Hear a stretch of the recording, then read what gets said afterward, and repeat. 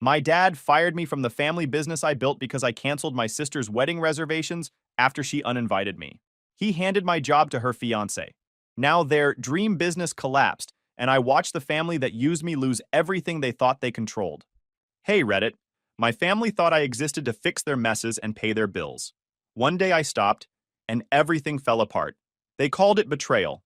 I call it finally waking up. But let's start from the beginning. It was close to 10 at night, and the office was empty except for the sound of the printer and my keyboard. I'd been working on a commercial bid worth about $75,000 for one of our repeat clients. I remember feeling tired but good about it. The company needed the deal, and I was finally seeing a light after 2 rough months. My phone buzzed. Group text from my sister Tara. "You're out of the wedding planning. Evan thinks it's best." That was it. No explanation, no thanks for everything, nothing. Just that one line. I sat there for a minute staring at it, waiting for maybe a follow-up, but the chat stayed quiet. I scrolled up and saw the name of the group, Family Wedding Crew, with Mom, Dad, Tara, and her fiancé Evan in it. My own parents were in there, and neither said a word. I called home. Mom picked up. "Don't start drama, Lucas," she sighed. "Drama?" I said. "I just got a text saying I'm out of the wedding. I already paid $12,000 for this thing." "You're making everything about money again?" she said, like it was the worst crime in the world to keep track of what you spent. Then Dad's voice in the background. "Let them handle it, Lucas. You're too controlling." "I'm handling the bills you told me to handle," I said. That's what I was doing. "Dad, they'll figure it out. You always make things harder than they need to be." I hung up before I said something worse. I leaned back in my chair and looked around the office. The framed photo from last year's company barbecue sat on my desk. Everyone's smiling, including Tara and Evan, who at the time were calling me the rock of the family. I opened my laptop again, clicked through folders, and told Nadia, our bookkeeper, to back up every document with my name on it. "All of it?" she asked, rubbing her eyes. "Yeah. Contracts, invoices, accounts, everything I signed or paid for." She didn't ask why. She'd worked with me long enough to know when something wasn't right. While she worked on the backup, I scrolled through my email receipts. The venue deposit, $5,000, paid from my personal card. The florist deposit, $800. The tuxedo rentals charged to our company Amex issued in my name, just for convenience. The honeymoon deposit under my name, because Evan's credit card limit was too low. All those transfers and confirmations sitting neatly in my inbox. Then I opened my spreadsheet and added a new line at the bottom. Wedding total, $12,430 to date. I wasn't angry, not really. It just hit me how easy it was for them to erase me from something I practically built for them. Tara had been stressing for months about how Evan's income was up and down, and Mom kept saying, "Don't worry, Lucas will handle it." So I did, because that's what I'd always done. I thought back to December, when the venue needed the deposit. Tara called crying about how they'd lose the date if they didn't pay that day. I paid it. Then the dress, she said she'd Venmo me next week. That was 4 months ago. Then the business payroll issue. Dad said, "Spot us for 2 weeks, son. We've got a slow client." I covered it. The 2 weeks turned into 6. It wasn't one big betrayal. It was 100 small ones, and I'd let all of them slide. Nadia finished the backup and handed me a flash drive. "Here," she said. I slipped it in my pocket. "Thanks. Go home. I'll lock up." Before leaving, I deleted the wedding group chat from my phone. Not the old family thread. That one I'd only muted. This was the wedding-only thread. Then I opened my work email and made a new folder for the wedding payments. I dragged every confirmation, invoice, and message into it. The list filled half the screen. The office was dark except for the monitor's glow. The quote for that client was still open, waiting for the last numbers. I saved the file, closed the laptop, and turned off the lights. As I was walking out, my phone buzzed again. A text from Mom. "Please don't make this harder for your sister." No thank you, no, we'll talk about it. Just another command dressed up as a favor. I didn't answer. By the time I got to the parking lot, the night air felt cold. I stood there a second, looking back at the office windows, and thinking how much time I'd wasted trying to keep everyone else's world running while mine just sat on pause. That's when it clicked. If they wanted me out of the wedding, fine. They could also be out of my wallet, out of my patience, out of my spare time fixing every problem they created. I unlocked my truck, dropped the flash drive into the center console, and turned on the engine. "They cut me out on a group text," I said to no one. Then I put the truck in gear. "Fine. They can handle the bill. Now you know what happened. Let me tell you a bit about us. My name's Lucas Ward. I'm 32, and I run operations for our family's construction company, Ward Construction and Design. My dad, Gerald, started it in the late 90s. Mom, Denise, handles client relations, which mostly means gossip and lunch meetings. I'm the one who actually runs the crews, manages payroll, handles bids, all of it. My sister Tara doesn't work there. She's an influencer, or tries to be. Her fiancé Evan hovers around, always talking about big opportunities. The next morning, I sat down at my desk, opened the shared accounts, and started checking what had my name on it. Every transaction, every invoice. It wasn't anger driving me. It was curiosity that had run out of patience. Dad's been using the same lines my whole life. You're lucky, you make more. Mom always added her version. We'll pay you back when the refinance goes through. There was always another refinance. Another excuse. I kept fixing everything because that's what I'd always done. While I was sorting through receipts, I thought about how this pattern never stopped. Even at work, Dad bragged about me to clients. My son's the brains of this place. Then called me kid in front of the crew. I'd built this company into something organized, profitable, stable, but I was still treated like a spare part they could swap out whenever they wanted. Around noon, our attorney, Victor Hale, dropped by to finalize some permits for a small commercial job. He's the type who talks like every problem's minor paperwork.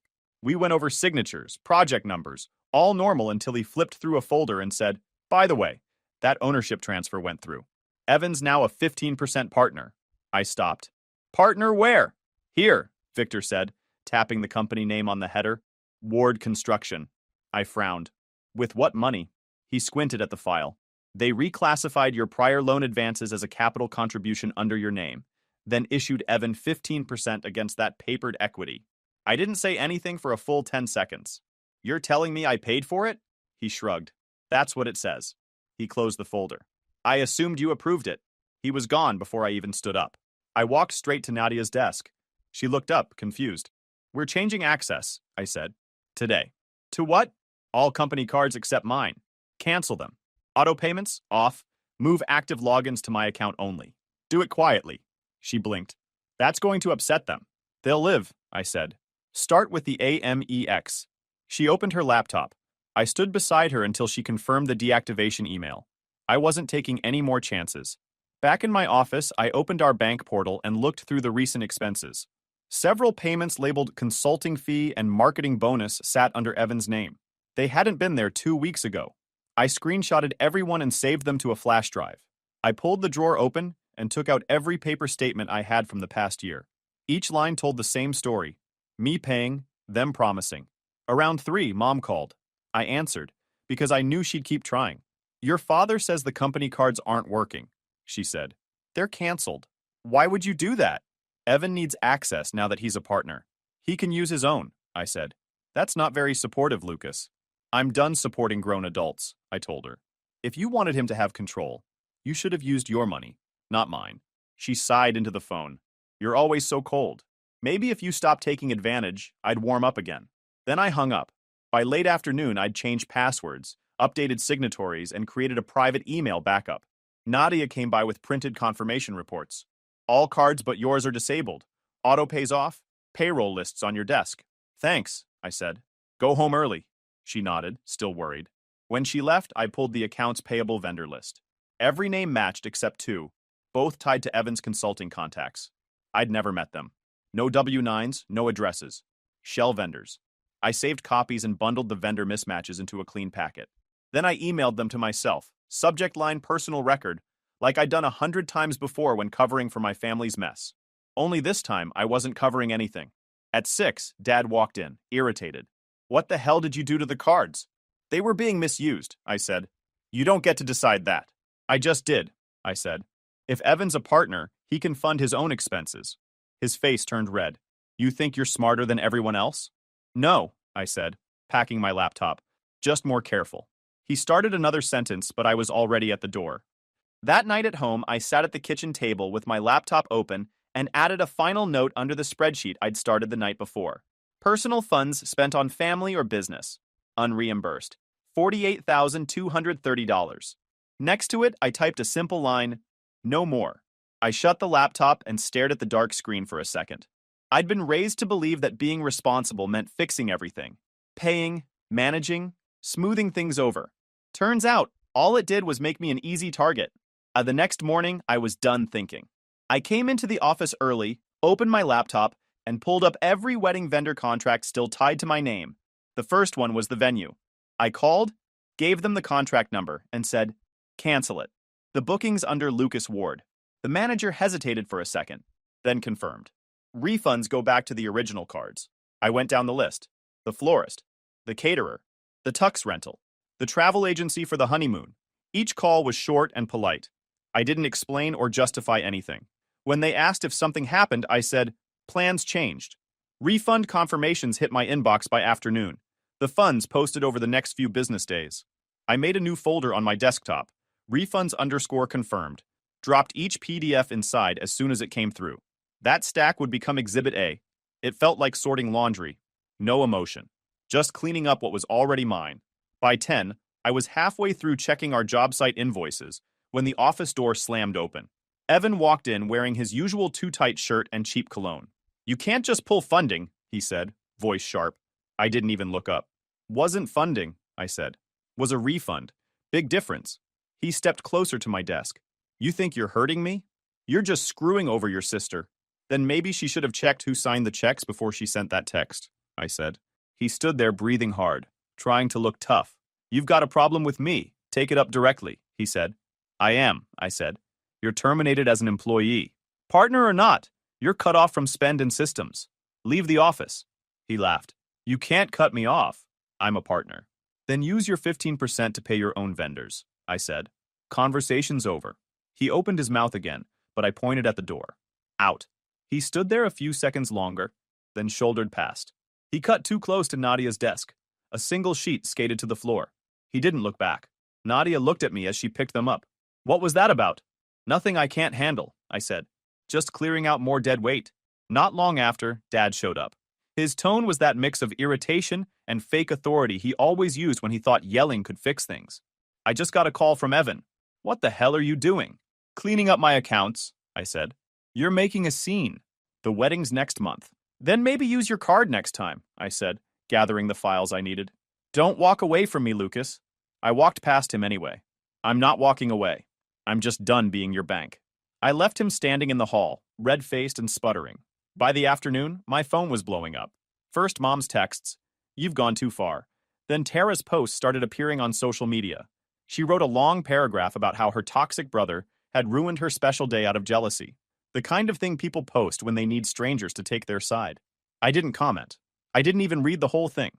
But by evening, the comments started turning. People were asking who paid for what. Some of our relatives joined in, reminding her who'd covered the deposits. Then screenshots started surfacing. Old photos of me signing the venue paperwork. Messages from her thanking me for paying. I didn't leak any of it, but the internet doesn't need help finding receipts. Mom called 3 times that night. I let it ring.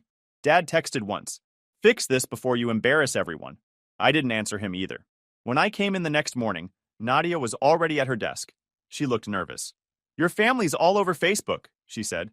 I figured, I told her. She hesitated. You okay? I checked the inbox. Another round of refund confirmations had come in overnight. I moved them into the folder without looking at her. Better than before, I said. She nodded and went back to work. For the rest of the day, I kept my head down. Every email, every phone call, every project, I treated it like routine maintenance. That's what it was, really. Maintenance. I wasn't sabotaging anything. I was just removing my name from their chaos. By evening, I shut down the computer and sat for a minute in the quiet. The office was empty again, same as the night I got that text. Only difference was, now the weight was gone. No pending balances, no shared payments, no fake gratitude waiting to expire. Just clean books. My phone buzzed once more. A text from Tara this time. Just a single line. Hope you're happy, asshole. I turned the phone face down on the desk and stood up. They wanted a villain to blame. Fine. They could have one. I locked the door, turned off the lights, and left the building. Silence is louder when they expect an apology. Or by early summer, everything was cracking. The family group chat that I had muted months ago started lighting up again. I only looked because the notifications wouldn't stop. You owe your sister happiness. You'll embarrass us if you don't fix this. I left it unread after that. The next morning, I started getting calls from vendors we'd worked with for years. The first was Evergreen Supply, the one that handled our lumber orders. The manager sounded uncomfortable. Hey, Lucas, just wanted to double-check the new billing email. It says E.H. Consulting now. Is that legit? I froze for a second. Where did you get that address? From Gerald. He said it was the updated office contact. Don't send anything to it, I told him. Keep using the old invoices. Nothing changes until I say otherwise. When I hung up, I searched the company inbox. Sure enough, a new thread showed up that morning. Forwarded contracts from Dad's account to Evan at econsulting.com. No explanation, no copy to me or Nadia. Just quietly rerouted money. Evan was trying to build his own side door into our accounts. I walked out to the front office. Nadia was typing fast, nervous. They're acting weird, she said. Your mom and Evan both called asking for the master invoice log. Said they needed to adjust billing dates. Don't send it, I said. She nodded. They said you told me to do it. I didn't. She hesitated. They also want me to sign last month's purchase orders retroactively, backdated to March. Did you? No, I stalled. Good. Keep copies of everything they ask for. Every text, every file. Don't argue with them, just save it somewhere safe. Her voice dropped. Lucas, this is fraud, isn't it? Maybe, I said. Just protect yourself. I'll handle the rest. I went back to my office, shut the door, and checked the shared drives. Half the company folders had been renamed. Evan's initials were on all of them. EHC_J OBS, EHC_PAYROLL, EHC_CONSULTS. He was trying to build a mirror company out of ours, using our contacts and contracts. By then, the accounting software had already started throwing duplicate vendor warnings in June. Nobody acted on them. That afternoon, Dad barged in without knocking. His shirt was untucked, face red. What the hell are you doing locking us out of our own system? I didn't lock you out, I said. You tried to create new ones. I'm hearing from suppliers saying you're blocking payments. I'm blocking fraud. Watch your mouth, kid, he snapped. You don't call your father a fraud. Then stop approving fake invoices. He glared at me like he couldn't decide whether to yell or throw something. Instead, he said, You're destroying this family. No, I said. You did that when you let Evan touch the books. He slammed the door on the way out. Later that week, I started hearing rumors from foremen at the job sites. Subcontractors complaining they hadn't been paid in 2 months. I checked our expense log. The payments were listed as sent, but the account numbers didn't match our usual vendors. Evan's email trails were all over them. I called one of the subcontractors myself. This is Lucas from Ward Construction. Have you received your payment for May? Not a dime, the guy said. We were told to resubmit the invoice to a new address. Some consulting firm. What name? E.H. Consulting. I didn't even bother pretending to be surprised anymore. That night, after everyone left, I sat in the dark office with only the monitor lighting the room. I opened every accounting folder I could find, one by one, and downloaded everything. Transactions, pay logs, bank statements, every suspicious entry tied to Evan's name. When it was done, I built an encrypted archive on my drive. It took 3 hours. Every file had to be double-checked, every document renamed and dated. I didn't edit or move anything from the company servers. I just made sure I had a clean record of what actually happened before someone decided to adjust history. By midnight, I had a neat archive of what my family had turned into: fake vendors, rerouted payments, and a growing trail of unpaid bills. The next morning, Nadia looked exhausted. She said Dad had shown up at a job site and started yelling at workers, accusing them of sabotaging the company. He blamed office mistakes for the unpaid subs. Some guys threatened to walk. One already quit on the spot. I told her to stay out of it and keep her head down. Don't take calls from my parents, I said. If they need something, they can come through me. She nodded. Lucas, how bad is it? Bad enough that I'm keeping everything backed up, I said. That's all you need to know. By that weekend, the company atmosphere was dead. Clients were calling about delays. Employees were asking if they'd still get paid, and my parents kept pretending everything was fine. At home, Mom left me another voicemail. I don't understand why you're trying to hurt us. Family should stick together. I deleted it without listening to the rest. The truth was, I wasn't trying to hurt anyone. I was just making sure their mess didn't bury me too. That Sunday night, I sat at my kitchen table again. The flash drive from earlier was plugged into my laptop. I opened my encrypted archive and scrolled through the files. Vendor lists, payroll, bank transfers, emails. Hundreds of them. They used to call me the safety net. Now I was just collecting what fell through it. Orby. By July, things had hit the breaking point. The office felt heavy every day. Quiet hallways, skipped calls, and half the crew walking on eggshells. That morning, I came in early to finish a bid and found Dad and Evan already waiting in my office. Both were standing, arms crossed. It wasn't a meeting, it was an ambush. Dad started talking first. "We've had complaints," he said. "You're creating instability." "From who?" I asked. "Clients," he snapped. "They're nervous. You're cutting people off, questioning invoices, making it look like we're disorganized." I looked at Evan. "We are disorganized." Evan jumped in. "This attitude is the problem. You're making everyone think something shady's going on." "There is something shady going on," I said. "You rerouted vendor payments to your shell company." Dad slammed his hand on the desk. "Enough. You're not accusing family of theft." "I'm stating facts," I said. He stepped closer. "You're out of control. You're making us look bad." I stared back at him, then stopped giving people reasons to look. He sighed, switched to his fake calm voice. "We need to take a step back. A temporary leave, just until things cool down." I knew what that meant. "So you're firing me?" "No," he said quickly. "Just a break." "Right," I said. "Send me the paperwork." Evan smirked like he'd won something. "We'll have our attorney draw it up." I nodded, sat down, and waited while Dad pulled a folder from his briefcase. The papers were already printed. He didn't even try to hide it. "Sign here acknowledging voluntary leave," he said. I skimmed it. "Standard release, no severance, no liability." I signed. "There. Problem solved." "Good," Dad said, relaxing a little. "We'll handle things from here." "I'm sure you will." Before they could say anything else, I turned to my computer, connected my flash drive, and quietly copied the remaining files from the shared system. Project folders, emails, payroll records, the final pieces. Evan noticed and opened his mouth to protest, but I cut him off. "It's my work. I'm taking what's mine." When the progress bar hit 100%, I ejected the drive, slid it into my pocket, and stood up. "We're done here." Dad tried to say something else about family loyalty, but I was already walking past them. Neither followed. That afternoon, I was home going through emails when the doorbell rang. I looked through the peephole. Tara. She was standing there with smudged mascara and shaking hands. I opened the door halfway. "You ruined everything," she said immediately. "You couldn't handle not being in charge, so you burned it all down." "No," I said. "I stopped paying for your fantasy." "You're unbelievable," she snapped. "You're supposed to be my brother." "I was.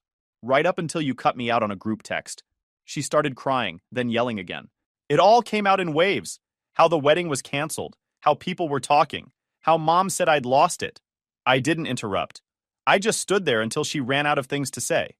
Then my laptop dinged from the desk behind me. An email popped up from the venue manager. "Per your request, we've reinstated the original wedding booking. Please confirm the payment details." I opened it and read it twice. The message looked exactly like my style. Same subject line, same signature block. I pulled the full headers. The origin IP resolved to my parents' home Wi-Fi. I turned the screen toward Tara. "Tell Mom to at least change the subject line next time." She froze, face draining of color. "What are you talking about?" "I'm talking about your family impersonating me to steal back a reservation I paid for." "That's not true," she said, but her voice cracked halfway through. I closed the laptop and stepped back from the door. "You should go." She stood there for a second, then left without another word. The sound of her car tires peeling off was the only thing that broke the quiet. That night, I went through the company's insurance folder. It was something I'd avoided for years, because it was always buried under tax forms and renewal letters. This time, I took my time. Halfway through, I found a key person policy listing me as the insured. 3 months ago, someone filed an ownership change from Ward Construction to Denise Ward, and the beneficiary update that followed named Tara. The premium reimbursements still ran through the company. I sat back in my chair and stared at the page. They'd set it up so if anything happened to me, she'd collect. I laughed once. Not angry, just tired. It felt like confirmation of what I already knew. They didn't see me as family anymore, just a resource. My phone buzzed on the table. A text from Mom. "You'll regret crossing us." I typed back, "Already don't." Then I set the phone down and opened a new spreadsheet. I named it Clean Report July, something a court reporter could pronounce without asking twice. I started listing every transaction tied to me. Loans, reimbursements, deposits, refunds, everything. No edits, no opinions. Just the truth. I tagged the file in my notes as Exhibit B. When I finished, I saved it twice, once locally, once on the drive. They thought I'd fight, but there was nothing left to argue about. They wanted chaos. I wanted records. They thought I'd fight. I just started documenting. By fall, the Ward family was pretending everything was fine again. Tara and Evan had a quick courthouse wedding, no dress, no guests, just a picture in front of a brick wall and a caption that said, "Simple love greater than big drama." It looked like a hostage photo. I didn't comment, didn't text. A week later, she messaged me anyway.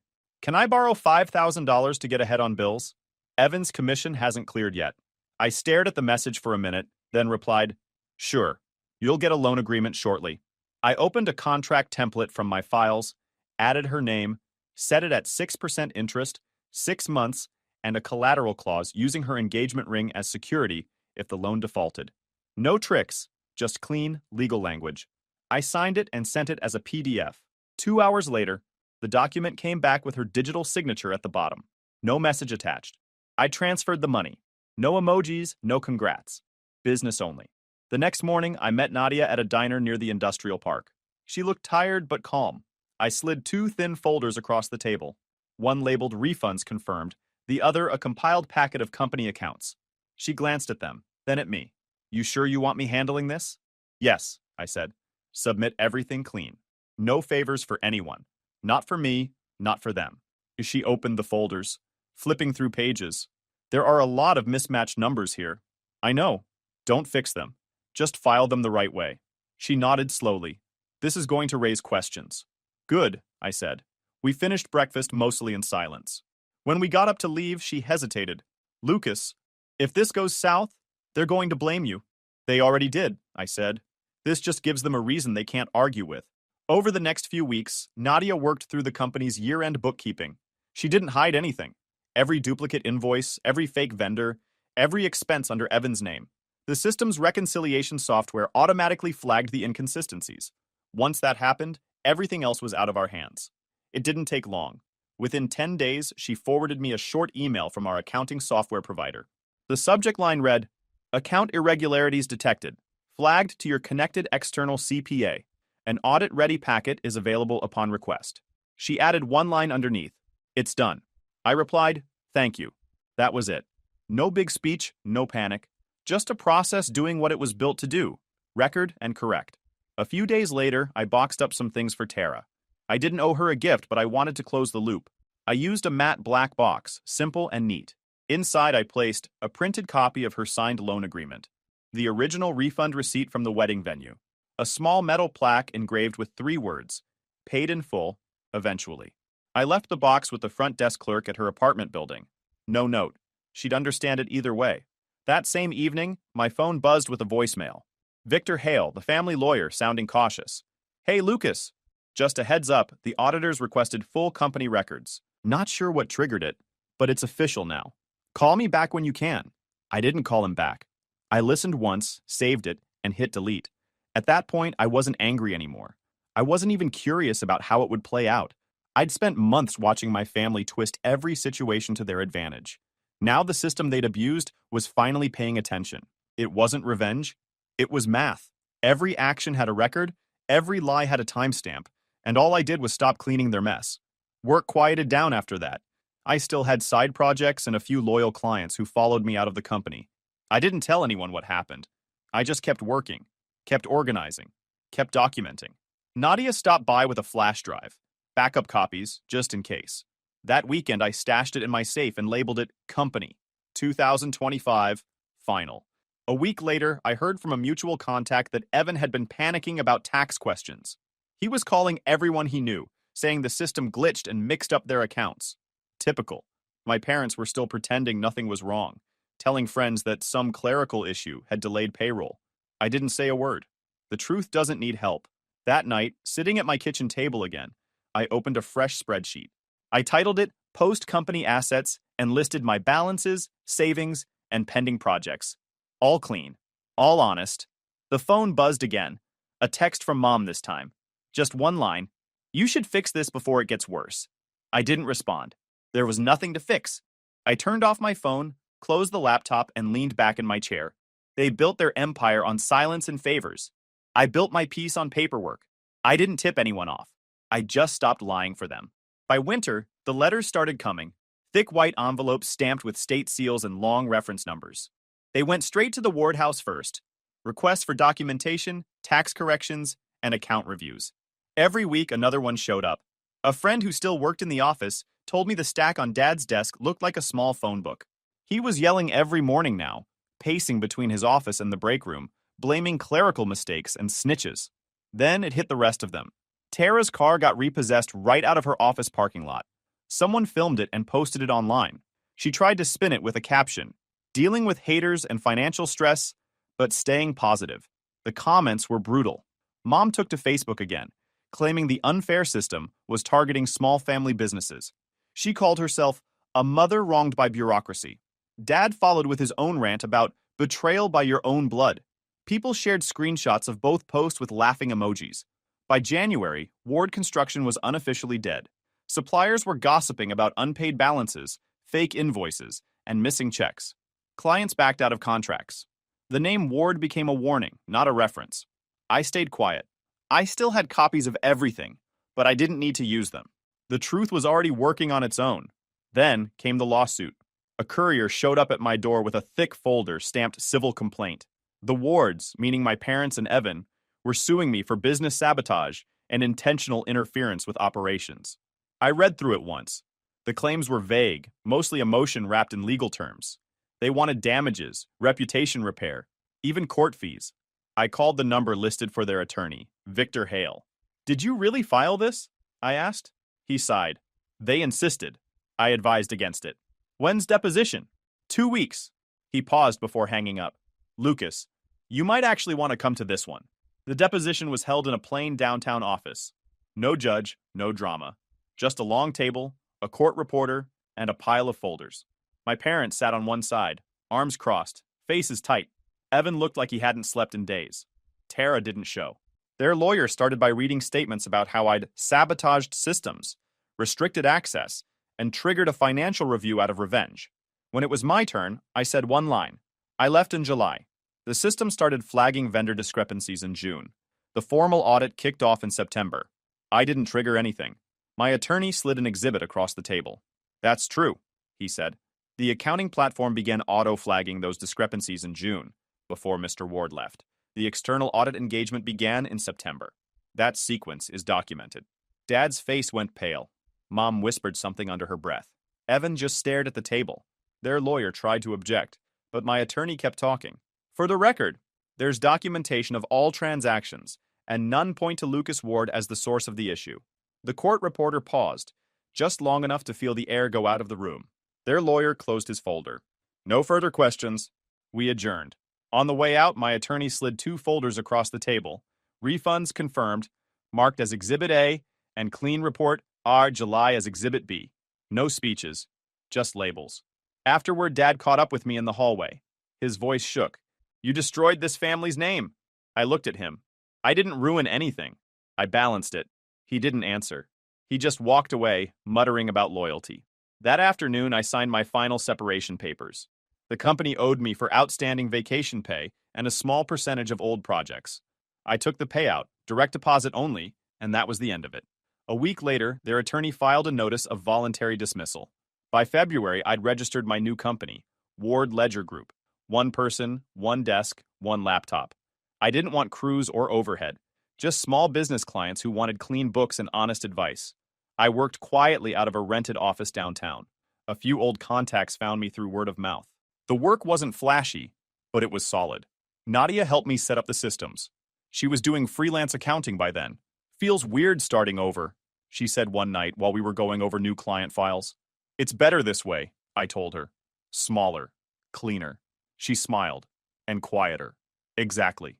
The next morning, I walked into my small office, made coffee, and opened my client dashboard.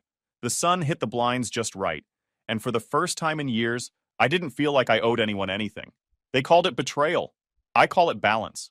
I didn't burn the bridge, I just stopped carrying them across. YouTube just dropped this new hype feature. If you're hooked on this story, smash that hype button. It tells YouTube this video deserves to blow up, and it keeps even crazier stories coming your way.